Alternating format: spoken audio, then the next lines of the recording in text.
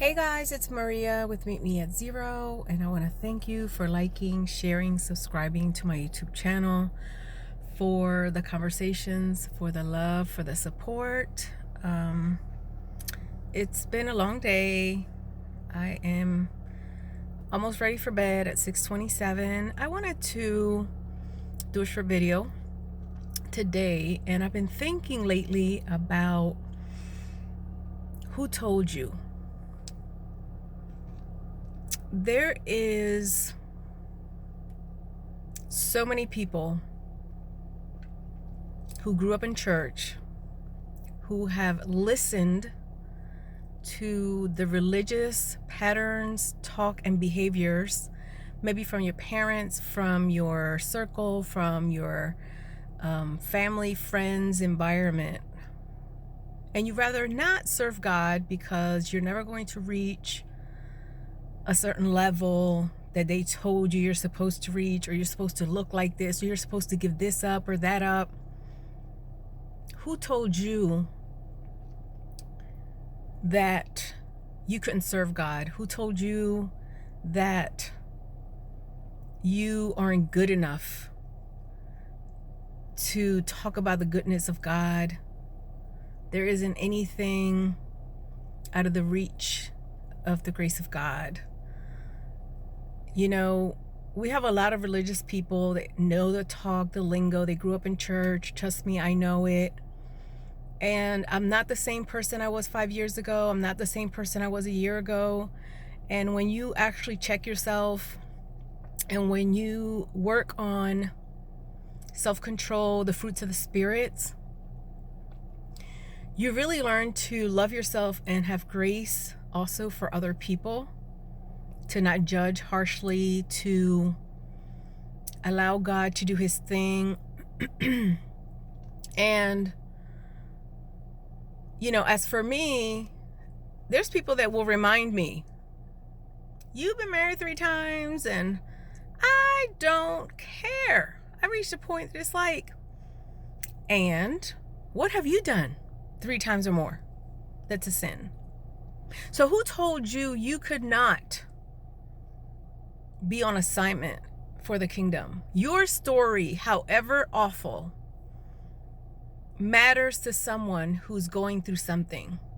My message is typically to encourage women, because I was a strong minded young girl, and everything I've gone through in life, I've been able to manage by the grace of God. And because, you know, as a child, God was grooming me, and some things were allowed in my life to bring forth the strength that I currently have. So I'm not going to apologize for that. But people will always be like, you know, how can you give advice, or what do you know? Oh, trust me, I know. Just because I don't stay in a bad marriage, just because I don't need a man to say I have a man, or to pay my bills, or to have companionship.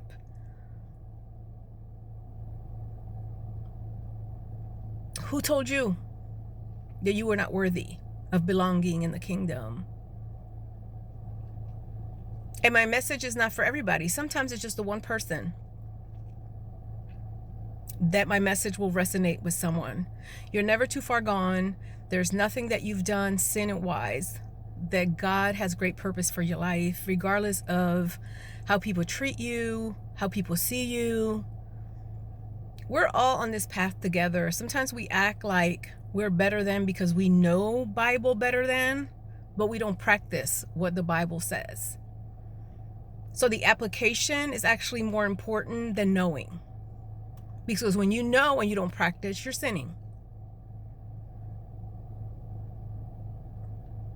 When I started these videos, it really wasn't about getting 1,000 likes, and I was being obedient. I was trying to be obedient. And at one time I thought, well, you know, I'm going to give some gift cards if people share. And God was like, that's not what I told you to do. And that's not the way I'm going with this. And so I do my videos, and I get great feedback. I am encouraged when I have complete strangers from the other side of the country that have ran into my YouTube channel. They're agnostic, that somebody's going through something. Recently I had a back and forth a little with a atheist. And my goodness, it gives me an opportunity to pray for souls that are going through something that can relate to something that I'm saying, that the enemy told them. You're not good enough. God doesn't love you. This has happened to you. That has happened to you. Does he really care about you? How are you going to be of any use in the kingdom? Let me just tell you, what's killed the church the most, I believe, and I've seen this in my own family, is the notion of perfection that has, and I think culturally too, and this is across the board. This is not just Pentecostal. This is like Catholic people. The perception of perfection, that you have to be perfect, cookie cutter for God to use you, saved, sanctified. And God really needs the DMX in our circle. God needs the drug addicts that recover, the prostitute, the people who has sexual immorality, people who have gone to jail, people who have been divorced multiple times, people who have survived domestic violence, sexual abuse, that he has redeemed them, that he has healed them. He needs their stories to be told, to be shared with the right people, to advance the kingdom, to give somebody else hope that if you survive and you made it through something, they can do it too. That if God is so graceful and merciful to allow you to speak candidly with grace about whatever it is your testimony is, that they can also be free, that they can also be loved. So who told you? Because sometimes we really have to put in check our thoughts. The voices that we hear in our head that we're not good enough, you're not pretty enough, you're not skinny enough, you're not fat enough, and for women, it's, it goes from, it turns immediately, and I think for men too, worthiness. Am I worthy? If somebody doesn't appreciate you, somebody doesn't love you, somebody doesn't stay, if somebody, we go through this back and forth, let people go. Who told you you weren't worthy? Sometimes we have to really work on our healing and our inner self to really understand that our worthiness only comes from God. Because you might not even have supportive parents in your life. You might not have a circle of friends that's positive, that can see what God is doing in your life. So again, my question is, who told you?